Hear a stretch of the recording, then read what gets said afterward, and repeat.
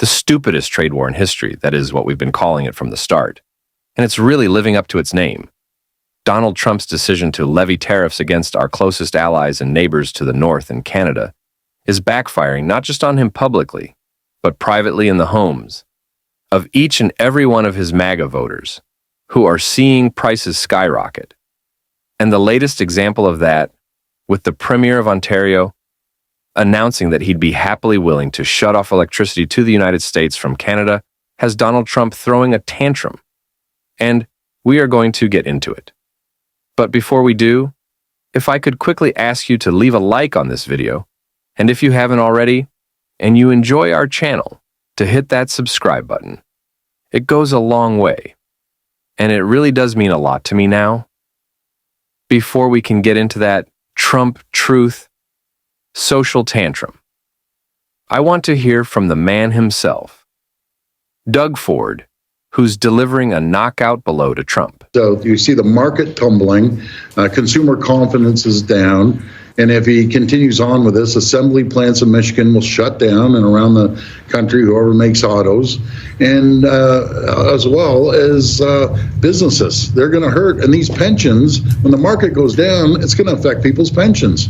So I'm not too sure why he continues to attack his closest friends and allies, but we need the American people to speak up. We need those CEOs to actually get a backbone and stand in front of them and tell them this is going to be a disaster. It's mass chaos right now. That's what we need. Well, he'll have a chance to hear from those CEOs today, as we just mentioned. If you're talking de-escalation at this point, what would it take for you to remove that surcharge on the electricity coming into the U.S. from Canada? Well, doubling the tariff on aluminum, the U.S. only can manufacture 16% aluminum that they need. The balance, for the most part, comes from Quebec, over 65%. It's going to hurt your manufacturing. You need the aluminum. You need our high-grade nickel. And I want to send more high-grade nickel. You need our electricity. You need the 4.3 million barrels of oil that gets shipped down. I want to make sure we build an AMCAN fortress, the two greatest countries in the world. Fighting like this does not make sense. But I will respond appropriately on the electricity. Stay tuned. So what does that look like? What are the potential responses? Well, we'll see. I'll talk to the team and we'll make an appropriate response to President Trump. Again, I stress, this is not the American people. Canadians know it. And if we go into a recession, it's self-made by one person. It's called President Trump's recession, which shouldn't be this way. We should be booming, both countries right now. Have you and your team talked with President Trump or members of the White House since the beginning of all of the tariff back and forth, specifically since you had implemented this 25% surcharge on electricity coming into New York, Minnesota, and Michigan? I've talked to the three governors. I've also talked to Secretary Lutnick and President Trump. You like the guy, you don't like him, they understand. They're business people. And for this to be unrolling and putting the whole country and Canada into a potential recession over what? He should be focusing on China. He should not be focusing on his closest neighbor and ally. If you could talk to President Trump right now, what would you say? Stop the chaos. It's hurting American families. It's hurting Canadian families. There's uncertainty, and the markets dislike uncertainty. So do business, so do investors, so do people. They want to know that they're going to have a job and we're going to have a booming economy. He's done the total opposite. He ran on a mandate of creating jobs, lowering inflation, and it's backfired on him. And he has to step up and change course. Inflation is happening right across the country, and the unpredictability that he's put to the markets are speaking. People will be speaking, and businesses will be speaking as well. President Trump has cited fentanyl crossing the border as a big reason for the tariffs. Of course, he's also repeatedly called for Canada to become America's 51st state. What's your sense of what this is really all about? Why do you think President Trump is doing this? Well, he believes there's an unfair trade deal that he created. I remember his words, the greatest deal ever. I guess it's not the greatest deal to him anymore, but let's resolve it. Let's sit down across the table and let's work this out, because all it's going to do is hurt American families. It's going to hurt Canadian families. And it's not just American and Canadian. It's going to affect the whole world. Well, China is ramping up for the last 10 years, as we've all been sleeping. From just the very clear stupidity of this all, and not on behalf of the Canadians, who consistently start every interview. Like, I know it's a stereotype, I know it's a trope, that the Canadians are so nice. But these guys consistently start every conversation by saying, we feel really bad for the Americans. You know, we don't want them to deal with this economic pressure. We feel really bad about this trade war. We wish it wasn't going on. It's like they're responding, of course, as they should with their own tariffs. But they're just so much kinder than even our own government is to us. I feel like at some point Canada is going to be like, do any of you guys want to be cut in on this health key care we got going on? And I think that on top of the tariffs, just like the NIAS and how Canadian leaders actually know how to treat people with respect and dignity, is what's getting so much under Donald Trump's skin, because he went off on a bit of a spree of posts that we're going to check out right here in his first incredibly long post. Donald Trump wrote, based on Ontario, Canada, placing a 25% tariff on electricity coming into the United States. I have instructed my Secretary of Commerce to add an additional 25% tariff to 50% on all steel and aluminum. Coming into the United States from Canada, one of the highest tariffing nations anywhere in the world, this will go into effect tomorrow morning. March 12th, also Canada must immediately drop their anti-American farmer tariff of 250% to 390% on various U.S. dairy products, which has long been considered outrageous. I will shortly be declaring a national emergency on electric within the threatened area. This will allow the U.S. to quickly do what has to be done to alleviate this abusive threat from Canada. And in another post, Trump wrote, why would our country allow another country to supply us with electricity, even for a small area? Who made these decisions, and why? And can you imagine Canada stooping so low as to use electricity that so affects the life of innocent people as a bargaining chip and threat? They will pay a financial price for this so big that it will be read about in history books for many years to come. I know we say this very often, but what a stupid man. Why would anyone threaten their ally with making things more expensive on them? Donald Trump says while announcing 200% tariffs on Canada that he started. Why would they threaten to cut off this trading relationship that's so awful? Now, let's end this trading relationship. It's not even like hypocritical at this point. I just think he truly doesn't understand how stupid he sounds, and as he doubles down, the market continues to double its losses day over day. Donald Trump continues to cause problems with the very people who supported him. Most people now in the Midwest who might lose their electricity or have their energy prices skyrocket something.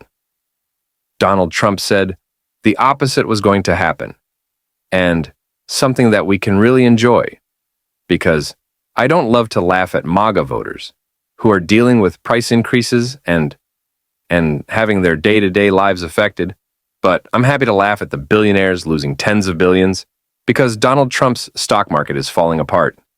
That I'm good. Jeff Bezos, you're losing a bunch of cash. I'll laugh at that. Zuck, I'll laugh at you too. Really warms my heart. Does, it's okay. But back to those MAGA voters who are really feeling these impacts. Bernie Sanders talked about how we have to combat what is happening with rising prices. And CL, right here. Now is Senator Bernie Sanders, independent from Vermont, who caucuses with the Democrats. Senator Sanders, thanks very much for joining us. Do you think there'll be a recession? Got me, but I think there is so much chaos in the world right now created by we have a trade war with our two neighbors, Canada and Mexico. You have the President of the United States wanting to take over the Panama Canal, take over Greenland, God knows what else. We are laying off, Mr. Musk is now laying off or proposing to lay off hundreds of thousands of federal employees. What will that mean to the Veterans Administration? What will that mean to Social Security? What will that mean in terms of unemployment? So I think all of those questions creates a lot of economic uncertainty. President Trump has said many times on the campaign trail that he would not touch entitlements like Social Security or Medicare, which I know are priorities for you. Elon Musk, however, seems to be leaning in the other direction. I want to play something he said in an interview today to Fox Business. The way support in entitlement spending, which is which is most of the federal spending is entitlements.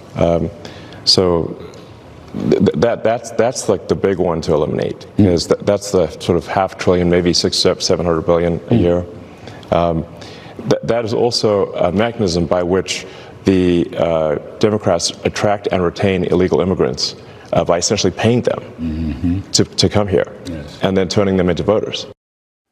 So, I mean, what do you make of his desire to cut entitlements? He says he wants to go after waste and fraud, and the reason you just heard him use. Well, he has called Social Security a Ponzi scheme. They have already laid off 2,500 employees of the Social Security Administration. Anderson, I think I speak for probably every member of the Senate in that the calls that we get in large numbers are people who are saying, I'm trying to get a hold of Social Security. I got a disability issue. I can't get a hold of anybody. And the reason is the Social Security Administration today is understaffed. There are estimates out there that tens of thousands of people with disabilities die while they're waiting for those benefits to come to fruition. They apply, they're waiting. And now if you do, as Musk and others are proposing, not only 2,500 Social Security employees, they want to cut half of the Social Security employees. That will be a disaster. That will mean that millions of people who will, calling up, they're not going to get an answer.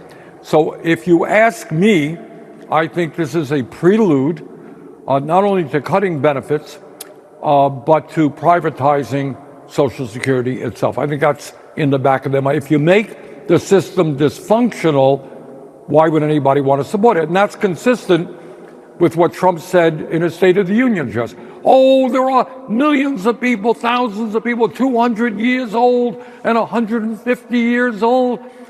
What is all of that about? It happens to be a lie. It's not true. 99% of the benefits go to people, more than that go to people who have paid into them. So why do you lie so much about Social Security? Why do you make it look like it's a broken, dysfunctional system?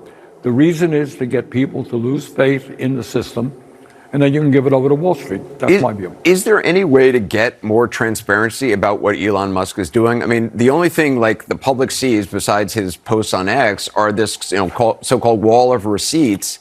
And, CNN, the New York Times, David Fahrenthold of the Times has looked at the numbers that are being posted for the alleged savings that they're making. And a lot of them are phony. I mean, $8 billion contract for ICE canceled turned out to be an $8 million contract. Well, I mean, two things. I am the ranking member, leader of the opposition on the HELP Committee, Health, Education, Labor. And I have requested of Senator Cassidy, the chairman of it, to bring Musk before the committee. We have an opportunity to bring these people into our coalition, those most affected by Donald Trump. And it is crazy that those most affected are the people who actually supported him the most. That doesn't matter. We have a big tent. Let's make it bigger. Let's bring these people and let's make our country better. Let's call Donald Trump out. Doing it. That's what, of course, we're going to be doing on the show every single day. And if you want to support that, as always, you can hit that subscribe button. You can leave a like on this video. And if you're stuck around at the end, you can drop a blue heart in the comments. Until next time, I'll see you soon.